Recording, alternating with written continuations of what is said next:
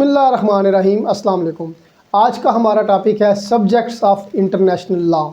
जब भी कोई लॉ बनता है तो वो कुछ राइट्स, कुछ ड्यूटीज़ और कुछ ओब्लिगेशंस क्रिएट करता है उन लोगों के लिए जो उस लॉ के अंडर आ रहे हैं। फॉर एग्ज़ाम्पल एक कंट्री है, पाकिस्तान का ही ले लें एग्ज़ाम्पल, तो पाकिस्तान का जो लॉ होगा पाकिस्तान के रहने वालों पे लागू होगा। अब जो भी पाकिस्तान के रहने वाले हैं वो सब्जेक्ट टू पाकिस्तान लॉ होंगे। कोई एक यूनिवर्सिटी है, यूनिवर्सिटी का जो लॉ होगा वो उस यूनिवर्सिटी में काम करने वाले तमाम मुलाजमीन पे लागू होगा और वो तमाम मुलाजमीन जो होंगे वो उस यूनिवर्सिटी लॉ के सब्जेक्ट्स होंगे। आज हम देखेंगे चूँकि इंटरनेशनल लॉ भी एक लॉ है, इसके सब्जेक्ट्स कौन कौन से हैं। Let's go to the definition.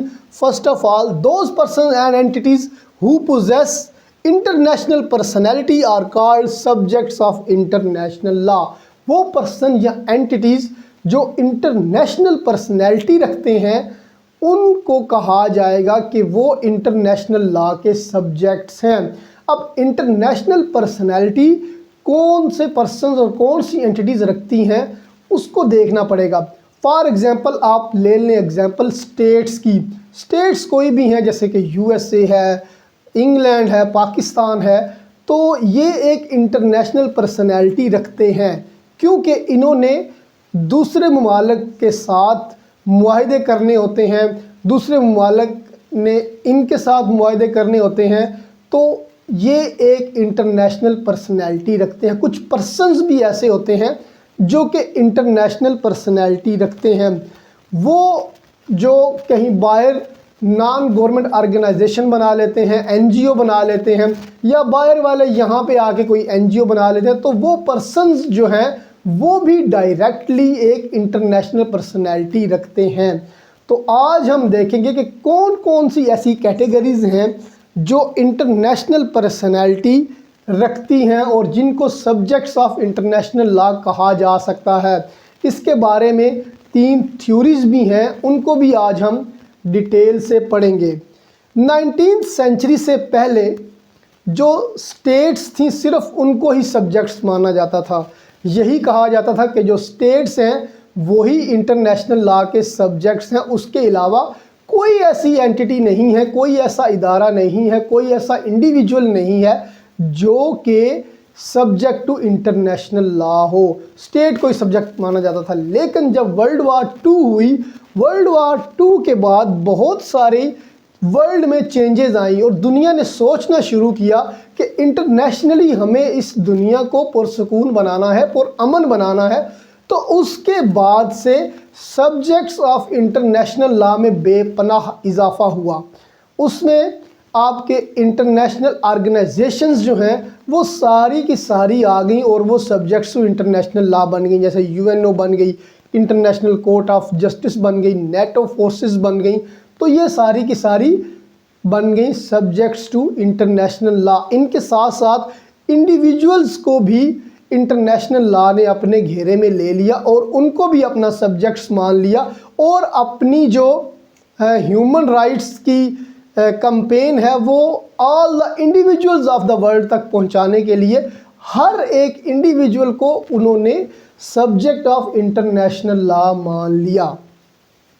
अब हम देखते हैं कि कौन कौन से ऐसी कैटेगरीज हैं, कौन कौन से ऐसे सब्जेक्ट्स हैं जो सब्जेक्ट ऑफ इंटरनेशनल लॉ की कैटेगरी में आते हैं। सबसे पहली चीज़ जो इंटरनेशनल लॉ का सब्जेक्ट में आएगी वो है स्टेट। इसे स्टेट भी कहा जाता है, नेशन भी कह सकते हैं।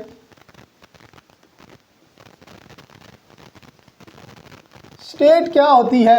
स्टेट जो जहाँ पे एक सॉवरेन अथॉरिटी हो, जो दूसरे ममालिक के साथ मुआहदे में एंटर हो सकती हो। स्टेट की अपनी कुछ एसेंशियल्स हैं, अगर वो उन एसेंशियल्स पे पूरा उतरती है तो वो एक स्टेट कहलाएगी। स्टेट एक इंटरनेशनल पर्सनैलिटी है और स्टेट सबसे पहला सब्जेक्ट है इंटरनेशनल लॉ का। उसके बाद कुछ नॉन स्टेट एक्टर्स भी होते हैं जो कि सब्जेक्ट टू इंटरनेशनल लॉ होते हैं। इनमें आ जाएंगे इंडिविजुअल्स। स्टेट के जितने इंडिविजुअल्स होते हैं वो सब्जेक्ट टू इंटरनेशनल लॉ होते हैं, क्योंकि कहीं ना कहीं जो भी इंटरनेशनल लॉ, जो भी इंटरनेशनली ट्रीटी जो है वो स्टेट कर रही है, उसका असर कहीं ना कहीं इंडिविजुअल पे पड़ रहा है।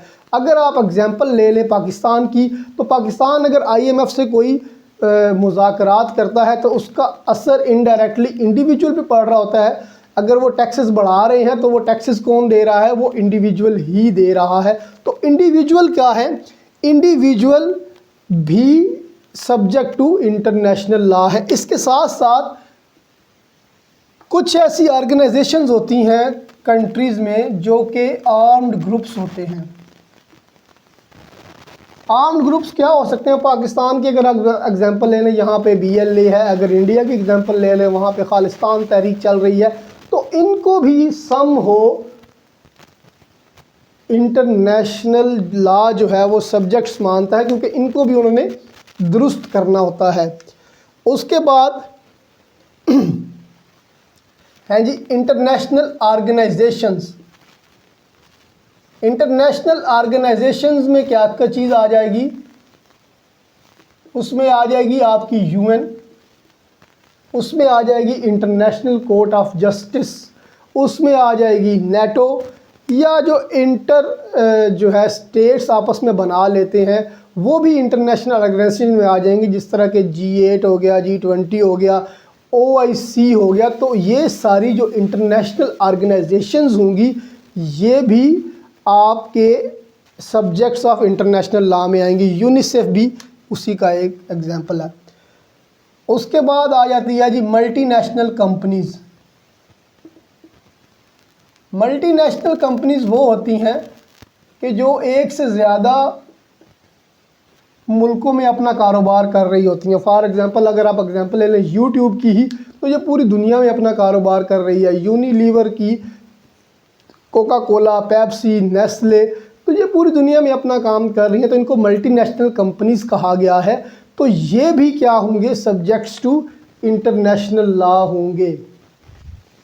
अब ये जितने भी सब्जेक्ट्स टू इंटरनेशनल लॉ हैं, इनके राइट्स भी हैं और इनकी ड्यूटीज़ भी हैं।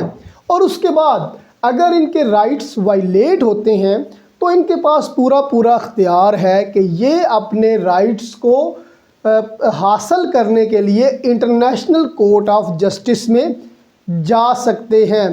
उसके बाद इनको कुछ इम्यूनिटीज़ भी हासिल हैं, जिस तरह के आप देख लें जो सफ़ीर होते हैं, डिप्लोमेट्स होते हैं, उनको इम्यूनिटी हासिल होती है कि उनके ऊपर कोई ज्यूरिसडिक्शन जो है फॉरेन ज्यूरिसडिक्शन नहीं हो सकती।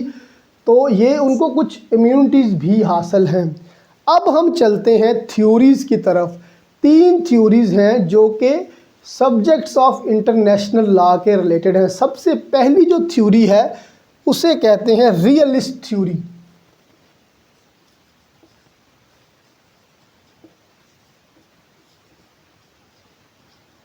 अब ये जो रियलिस्ट थ्योरी है, इसके मुताबिक ओनली स्टेट्स, इसको कन्वेंशनल थ्योरी भी कहते हैं, इसको ओल्ड थ्योरी भी कहते हैं, इसको ट्रेडिशनल थ्योरी भी कहते हैं। इस थ्योरी के मुताबिक इंटरनेशनल लॉ का अगर कोई सब्जेक्ट है तो वो सिर्फ़ और सिर्फ स्टेट है, उसके अलावा कोई और सब्जेक्ट इंटरनेशनल लॉ का नहीं है। ना कोई इंडिविजुअल है, ना कोई उसमें ऑर्गेनाइजेशन है, सिर्फ़ और सिर्फ स्टेट जो है वो ही कंसिडर की जाएगी सब्जेक्ट टू इंटरनेशनल लॉ। इसके पीछे प्रिंसिपल क्या है? इसके पीछे प्रिंसिपल ये है कि जो इंटरनेशनल लॉ है वो स्टेट्स के लिए बना है, तो लिहाजा स्टेट ही जो होगी ये उसका सब्जेक्ट हो सकती है। और दूसरा इसमें यह भी एक वो प्रिंसिपल है कि जो सेपरेट स्टेट है सिर्फ वही अपने लोगों को राइट्स भी दे सकती है, ड्यूटीज़ भी दे सकती है। लिहाजा जो स्टेट है सिर्फ वही की वही सब्जेक्ट टू इंटरनेशनल लॉ होगी। इसका जो सबसे बड़ा सपोर्टर था वो था प्रोफेसर एल ओपनहीम। और उसके साथ साथ हाँ बेंथम भी था, एक प्रोफेसर बेंथम भी था। तो ये दोनों जो ज्यूरिस्ट थे ये इस थ्योरी के सबसे बड़े सपोर्टर थे और इनका ये मानना था कि जो लॉ है, इंटरनेशनल लॉ है, उसे लॉ ऑफ नेशंस कहा जाता है, लॉ ऑफ स्टेट्स कहा जाता है। लिहाजा जो इंटरनेशनल लॉ का सब्जेक्ट होगा वो सिर्फ़ और सिर्फ स्टेट होगी, ना कि इंडिविजुअल्स होंगे। अब इस पे जो क्रिटिसिज्म हुई, अब हम देखते हैं कि इस पे क्या क्रिटिसिज्म हुई। क्रिटिसिज्म ये हुई कि जब वर्ल्ड वार 2 अपने इख्तिताम को पहुंची तो कुछ जो कैदी थे, जो जंगी कैदी थे, उनको मुख्तलिफ मुमालिक ने कैद कर लिया और फिर उनको सज़ाएं भी हुई। अब जब इंटरनेशनल लॉ कैदियों को जो है वो सज़ाएं दे रहा है तो फिर वो इंडिविजुअल्स को डील कर रहा है, वो ना कि स्टेट्स को डील कर रहा है। तो इस तरह लोगों ने कहा कि भाई बहुत सारे ऐसे मामलात होते हैं जहाँ पे इंटरनेशनल लॉ डायरेक्टली इन्वॉल्व कर रहा होता है इंडिविजुअल्स को। जिस तरह के स्लेव्स कहा गया, स्लेव्स को इंटरनेशनल लॉ कहता है कि इनके भी कुछ राइट्स हैं। और उसके बाद जो पायरेट्स हैं, समुद्री डाकू हैं, उनको इंसानियत का दुश्मन करार दिया गया और उनको कहा गया कि जहाँ भी मिले इनको पकड़ लो। तो जब इंडिविजुअली इंटरनेशनल लॉ जो है वो इंडिविजुअल्स को इंटरटेन कर रहा है, इंडिविजुअल्स को देख रहा है, तो ऐसी सूरत में सिर्फ स्टेट्स को कहना कि वो इंटरनेशनल लॉ के सब्जेक्ट्स हैं ये मुनासिब नहीं है। तो फिर अगली थ्योरी जो आई, अगली थ्योरी है जी फिक्शनल थ्योरी।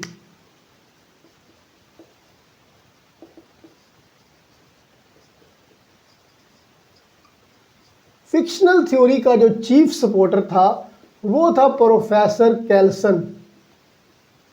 प्रोफेसर कैल्सन साहब ने कहा कि जो इंटरनेशनल लॉ के सब्जेक्ट्स हैं वो ओनली इंडिविजुअल्स हैं।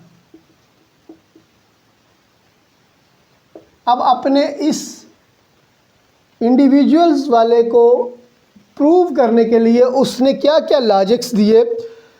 उसने कहा कि जी जो स्टेट्स है ना वो कुछ भी नहीं है, स्टेट्स सिर्फ एग्रीगेट हैं इंडिविजुअल्स की, यानी कि जितने इंडिविजुअल्स ज़्यादा होंगे उतनी ही स्ट्रांग वो स्टेट होगी। तो स्टेट एज खुद से कुछ भी नहीं है, स्टेट बनती है इंडिविजुअल से और जितने ज़्यादा इंडिविजुअल्स होंगे उतनी ही स्ट्रांग स्टेट होगी। उसके बाद वो कहता है कि जो स्टेट की ड्यूटीज़ हैं वो ultimately duties of the individuals हैं, यानी कि स्टेट जो भी एग्रीमेंट करती है और कोई ड्यूटी अपने ज़िम्मे लेती है तो उसको परफॉर्म उसके इंडिविजुअल्स ने करना होता है। तो लिहाजा सिर्फ इंडिविजुअल्स ही इसके सब्जेक्ट्स हैं। उसके बाद वो ये कहता है कि जो इंटरनेशनल लॉ है और जो म्यूनिसिपल लॉ है, यानी कि जो स्टेट का लॉ है, इन दोनों में कोई डिफरेंस नहीं है। जब भी इंडिविजुअल पे कोई चीज़ ट्रायल होगी तो उस पर आप इंटरनेशनल लॉ भी ट्रायल कर सकते हैं और उस पर आप म्यूनिसिपल लॉ के तहत भी मुकदमा कर सकते हैं। तो ये उसने लॉजिक्स दिए अपनी इस थ्योरी को सपोर्ट करने के लिए। बट इस पे भी क्रिटिसिज्म आया। इस पे क्या क्रिटिसिज्म आया? उन्होंने कहा, जो क्रिटिसिज्म करने वाले हैं उन्होंने कहा कि जो इंटरनेशनल लॉ है उसकी जो बेसिक प्राइमरी यूनिट है दैट इज स्टेट। आप स्टेट को इग्नोर किए बिना इंडिविजुअल्स को सब्जेक्ट्स नहीं कह सकते, क्योंकि जब भी कोई इंटरनेशनल लॉ कोई राइट या ड्यूटी क्रिएट करता है तो वो स्टेट के ज़िम्मे लगाता है। आगे फिर स्टेट की रिस्पॉन्सिबिलिटी होती है कि वो इंडिविजुअल्स को वो राइट और ड्यूटीज़ डिस्ट्रीब्यूट कर दे। तो बिना स्टेट के एक इंडिविजुअल जो है वो कुछ भी नहीं है। लिहाजा स्टेट एक प्राइमरी बेसिक चीज़ है जिसको मिस करना मुनासिब नहीं है। तो इसकी क्रिटिसिज्म में ये चीज़ें आई। उसके बाद अगली थ्योरी आ गई, वो है फंक्शनल थ्योरी। पहली थी रियलिस्ट, दूसरी है फिक्शनल और तीसरी है जी फंक्शनल थ्योरी। फंक्शनल थ्योरी के नाम से ही जाहिर है कि ये जो थ्योरी है यही फंक्शनल है। इसमें वो कहता है कि ना ही कंप्लीट तौर पे स्टेट जो है वो सब्जेक्ट्स हैं और ना ही सिर्फ इंडिविजुअल जो हैं वो सब्जेक्ट हैं, बल्कि ये दोनों ही उसके इंटरनेशनल लॉ के सब्जेक्ट्स हैं। और इन दोनों के साथ साथ और भी बहुत सी ऑर्गेनाइजेशंस जो हैं वो भी इंटरनेशनल लॉ की सब्जेक्ट्स हैं। इस अपनी चीज़ को सपोर्ट करने के लिए वो दोनों के लॉजिक्स को, दोनों थ्योरीज को मिक्स कर देता है कि भाई स्टेट के जो लॉजिक्स हैं वो भी ठीक है और जो सब्जेक्ट्स के लॉजिक हैं वो भी ठीक है, इंडिविजुअल्स के लॉजिक हैं वो भी ठीक है, और उसके अलावा जो इंटरनेशनल ऑर्गेनाइजेशंस जितनी हैं वो भी इसके सब्जेक्ट्स हैं वो भी ठीक हैं। इस फंक्शनल थ्योरी ही आजकल आपके इंटरनेशनल लॉ में चल रही है और इसके मुताबिक स्टेट्स आपके सब्जेक्ट्स हैं, इसके मुताबिक नॉन स्टेट एक्टर्स आपके सब्जेक्ट्स हैं, इसके मुताबिक इंडिविजुअल्स आपके सब्जेक्ट्स हैं, इसके मुताबिक इंटरनेशनल ऑर्गेनाइजेशंस जो हैं वो आपके सब्जेक्ट्स हैं, समुंदर में रहने वाले जितने भी चीज़ें हैं वो आपके सब्जेक्ट्स हैं। तो जो भी इंटरनेशनल लॉ जिस पे राइट और ड्यूटीज़ अपनी थोप सकता है, अपनी लगा सकता है, वो सारे के सारे इंटरनेशनल लॉ के सब्जेक्ट्स हैं। This is all about functional theory. तो अगर आप कंक्लूड करें इस पूरे लेक्चर को तो उससे आपको पता चलेगा कि इंटरनेशनल लॉ का सब्जेक्ट वही होगा जो कि एक इंटरनेशनल पर्सनैलिटी रखता है। इसके बारे में 3 थ्योरी हैं, रियलिस्ट थ्योरी, फिक्शनल थ्योरी और फंक्शनल थ्योरी। रियलिस्ट के मुताबिक सिर्फ स्टेट्स ही सब्जेक्ट्स हैं, फिक्शनल के मुताबिक सिर्फ इंडिविजुअल्स जो हैं वो सब्जेक्ट्स हैं, बट फंक्शनल के मुताबिक ना ही स्टेट्स और ना ही इंडिविजुअल ओनली सब्जेक्ट्स हैं, बल्कि ये दोनों ही सब्जेक्ट्स हैं। उसके साथ इंटरनेशनल ऑर्गेनाइजेशंस भी जो हैं वो भी सब्जेक्ट्स टू इंटरनेशनल लॉ हैं। तो अगर आपको ये वीडियो पसंद आई हो, इसको लाइक करें, इसको शेयर करें और मेरे चैनल को ज़रूर सब्सक्राइब करें।